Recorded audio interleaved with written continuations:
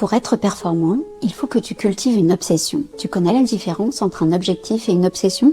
Un objectif, c'est très rationnel. Tu as un projet et tu veux le mener à bien. Mais en dehors, ta vie continue. Un objectif peut être quelque chose d'isolé et de ponctuel. Une obsession, c'est un objectif qui influence toute ta vie. C'est un objectif avec de l'émotion, une impulsion forte vers l'avant, une rage, une motivation sans faille. Quand tu es dans l'obsession, ton attention est totalement tunnelisée vers ton projet. Elle n'est pas cloisonnée dans ta vie, elle n'est pas juste un de tes projets. L'obsession a ça de différent de l'objectif que c'est toute ta philosophie de vie. Tu es obsédé parce que tu sais à quel point ce que tu es en train de faire correspond à tes valeurs et à qui tu veux être. Ce qui fait qu'il n'y a pas de différence entre quand tu travailles ton projet et ta vie. Ton projet, c'est ta vie, et ta vie, c'est ton projet. Alors, comment tu peux voir si tu es dans l'objectif ou dans l'obsession ? Si tu comptes ton temps de travail, tu es dans l'objectif. Si tu ne te préoccupes pas du temps que tu passes à ton projet, tu es dans l'obsession. Deuxièmement, si tu n'es pas capable de changer quoi que ce soit à ta vie quotidienne, à ton confort, à tes relations, à l'image que tu renvoies, c'est un projet.